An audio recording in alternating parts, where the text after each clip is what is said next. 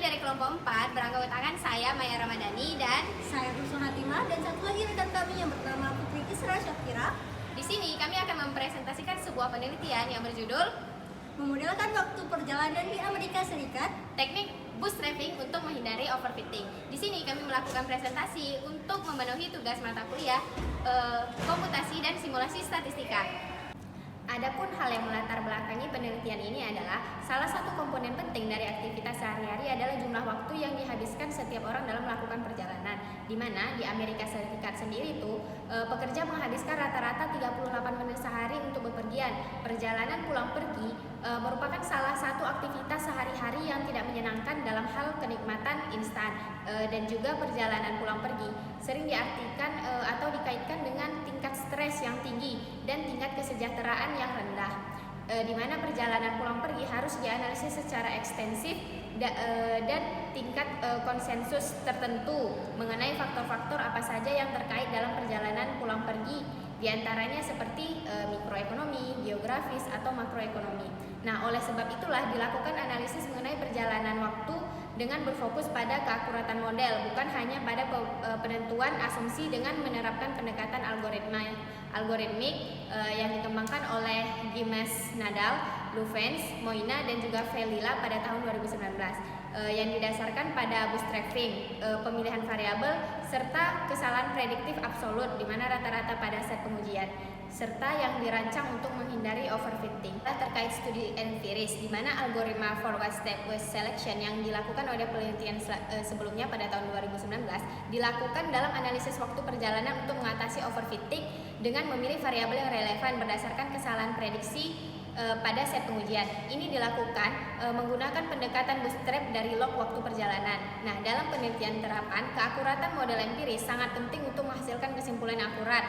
Selain itu, matriks tradisional seperti R kuadrat atau kesalahan kuadrat rata-rata dapat melebih-lebihkan keakuratan model karena estimasi mereka menggunakan data pelatihan yang sama dengan parameter model, yang dapat mengakibatkan peningkatan yang tidak realistis dalam keakuratan model. Juga sering dengan penambahan variabel. Selanjutnya, metodologi penelitian, di mana yang pertama itu ada terkait data dan sumber data, di mana data yang digunakan merupakan data yang diperoleh dari American Time Use Survey atau ATUS. ATUS merupakan database yang menyediakan penggunaan waktu individu berdasarkan buku harian, di mana responden diminta untuk melaporkan apa saja yang mereka lakukan, yaitu aktivitas, waktu yang dihabiskan untuk kegiatan selama 24 jam atau selama sehari. Selanjutnya itu terkait sampel penelitian. Sampel penelitian dibatasi pada karyawan sektor swasta berusia 21 hingga 65 tahun yang menggunakan kendaraan pribadi, dan analisis dibatasi pada hari kerja untuk menghindari komputasi nol perjalanan pada hari yang non kerjanya. Sampel akhir terdiri dari 27.439 individu dengan distribusi gender yang seimbang. Selanjutnya adalah terkait variabel. Di sini digunakan beberapa karakteristik variabel. Yang pertama adalah karakteristik sosio-demografis, seperti contohnya jenis kelamin hingga pendapatan rumah tangga seperti yang terlihat pada slide. Nah, selanjutnya ada pula karakteristik ekonomi dan ketenagakerjaan seperti upah jam kerja, jam mingguan, dan lain sebagainya. Kemudian ada karakteristik tempat tinggal seperti tipe unit, hingga tipe huniannya.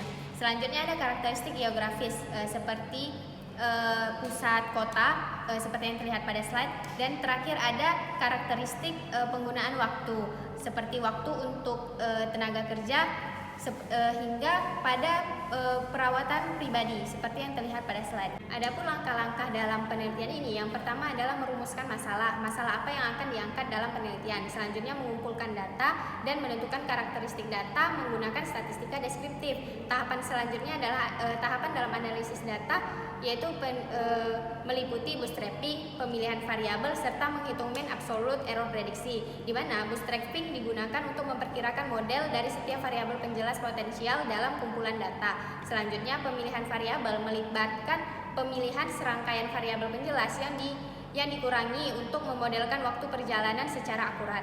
Selanjutnya itu adalah kesalahan prediksi absolut rata-rata yang dihitung untuk menilai keakuratan model. Tahapan ini sangat penting, mengapa? Karena untuk menghindari overfitting dan memastikan keandalan model prediktif dalam menganalisis perilaku perjalanan. Selanjutnya adalah proses berlanjut secara iteratif hingga titik optimum tercapai, di mana penambahan variabel untuk meningkatkan prediktif model. Selanjutnya adalah melakukan atau membandingkan kinerja pemodelan empiris dengan metode tradisional seperti regresi Lasso, dan yang terakhir itu melakukan keandalan model yang dihasilkan serta melakukan penarikan kesimpulan. Selanjutnya adalah statistika deskriptif dari data waktu perjalanan. Ini dapat mengetahui nilai informasi data dan mengidentifikasikan karakteristik dari data. Nah, statistika deskriptif menunjukkan perbedaan yang signifikan antara pekerja laki-laki dan perempuan dalam hal usia, pendidikan, status keluarga, jam kerja, upah, dan penggunaan waktu. Nah, untuk pekerja laki-laki sendiri menghabiskan rata-rata 48,2 menit per hari untuk melakukan perjalanan pulang pergi, sedangkan pekerja perempuan itu selama 37,9 menit per hari. Nah, sebagian besar responden ini tinggal di wilayah metropolitan, dalam mayoritasnya itu tinggal di rumah keluarga. Nah, dari bentuk histogram ini sendiri menunjukkan bahwa sebagian besar masa kepadatan itu terkonsentrasi di sekitar median 30 menit dan menunjukkan bahwa distribusinya itu menjulur ke kanan, mengingat bahwa log waktu perjalanan memiliki kepadatan yang serupa dengan distribusi normal dan akan memperkirakan model empiris dalam bentuk waktu perjalanan. Ini merupakan output dari kesalahan prediksi waktu. Nah, di mana sumbu X ini menunjukkan jumlah variabel penjelas yang termasuk dalam model, sedangkan sumbu Y menunjukkan nilai MAE atau nilai mean absolute error yang terkait dengan variabel optimal. Nah, di sini kita dapat melihat bahwa semua variabel menghasilkan model optimal dalam hal kekuatan prediksi model.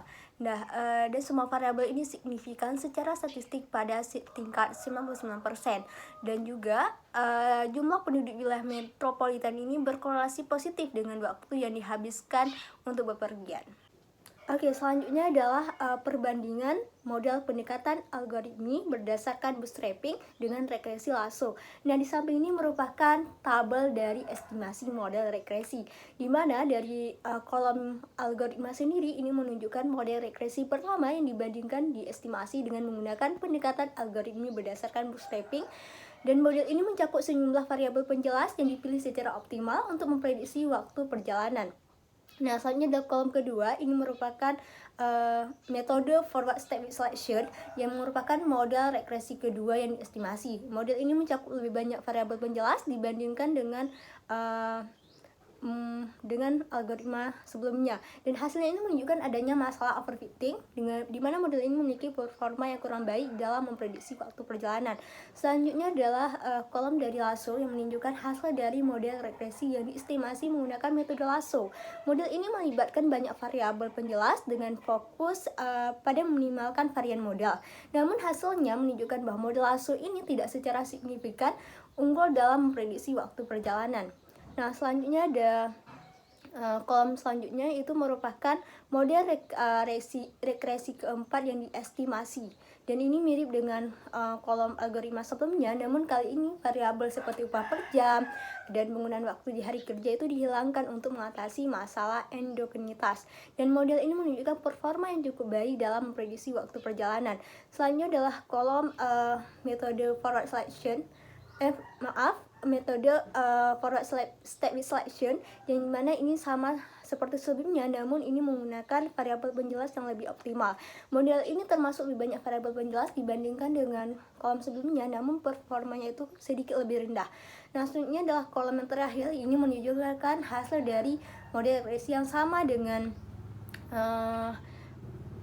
kolom algoritma dan forward selection sebelumnya, namun ini menggunakan metode Lasso untuk memilih variabel penjelas. Seperti sebelumnya, model ini melibatkan banyak variabel penjelas, namun performanya juga tidak secara signifikan lebih baik dibandingkan dengan penggunaan algoritma berdasarkan bootstrapping. Dan dari gambaran dari tabel ini memberikan bahwasannya ini merupakan perbandingan antara berbagai model estimasi model regresi yang digunakan dalam menganalisis waktu perjalanan. Dari tabel estimasi model regresi dan menunjukkan penjelasan yang sama dengan yang tadi. Oke, selanjutnya itu diskusi. Nah, di mana model yang diestimasi ini menggunakan pendekatan algoritma yang menunjukkan FIV yang rendah, yang menandakan tidak adanya masalah multikolinialitas. Namun, model forward state isolation dan model ASO ini mengalami masalah multikolinialitas yang lebih signifikan dengan VIF yang lebih tinggi. Nah, dan juga proses algoritma ini untuk pemilihan variabel penjelas dalam model regresi menghasilkan model yang lebih sederhana namun lebih akurat dibandingkan dengan model forward state isolation. Kemudian variabel-variabel tertentu seperti waktu yang dihabiskan untuk bekerja, pendapatan, jenis tempat tinggal, dan variabel sosiodemografi lainnya ini memiliki pengaruh signifikan terhadap waktu perjalanan. Dan juga perjalanan pulang pergi dapat diidentifikasikan secara optimal dengan berkurangnya jumlah regresi, termasuk berbagai variabel sosiodemografis dan faktor lingkungan. Meskipun overfitting mungkin tidak menjadi masalah utama, tapi harus tetap diperhitungkan karena dapat mendistorsikan perkiraan dan memberikan hasil yang membingungkan. Kesesuaian model optimal itu masih jauh dari kata baik yang menyoroti kompleksitas pola perjalanan dan pentingnya faktor-faktor yang tidak dapat dikendalikan seperti salah satunya itu kemacetan lalu lintas. Selanjutnya, kesimpulan dari analisis yang telah dilakukan sebelumnya ditemukan atau didapatkan beberapa kesimpulan, yaitu yang pertama, pendekatan algoritmik berdasarkan bootstrapping, pemilihan variabel, dan kesalahan prediksi absolut rata-rata ternyata lebih akurat dalam memodelkan waktu tempuh dibandingkan dengan menggunakan metode tradisional.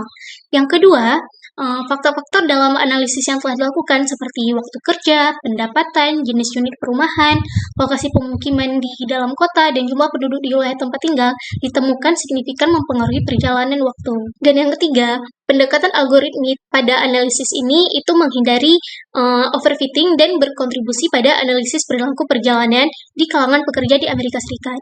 Dan model yang diestimasi yaitu menggunakan model klasik yang menunjukkan keandalan dan keefektivitas pendekatan algoritmik dalam memprediksi waktu perjalanan secara akurat ataupun secara lebih pasti. Berikutnya adalah perbandingan hasil. Hasil yang diharapkan yaitu pendekatan algoritmik ini didesain untuk memilih variabel penjelas yang optimal dan mengurangi kemungkinan terjadinya multikolonialitas. Dan metodologi pada penelitian ini diharapkan mampu mengatasi masalah multikolonialitas dengan baik. Dan hasil yang terjadi pada analisis ini yaitu model yang diestimasi menggunakan pendekatan algoritmik memiliki VIV yang rendah, di mana di sini menunjukkan tidak adanya masalah multikolonialitas. Ini sesuai dengan apa yang diharapkan pada analisis. Karena pendekatan algoritma tersebut didesain untuk memilih variabel penjelas yang optimal dan mengurangi kemungkinan adanya multikolonialitas. Di berikutnya yaitu masih menggunakan pendekatan algoritmik, tetapi pada hasil yang terjadi ini ternyata VIV-nya tuh lebih tinggi dan metode lasso pada hasil yang terjadi di sini menunjukkan masalah multikolonialitas yang lebih tinggi, di mana yang seharusnya diharapkan yaitu metodologi ini mampu mengatasi masalah multikolonialitas yang dengan baik. Tetapi pada hasil yang terjadi ini terdapat multikolonialitas yang ternyata lebih signifikan. Berarti itu tidak sesuai dengan apa yang diharapkan sebelumnya.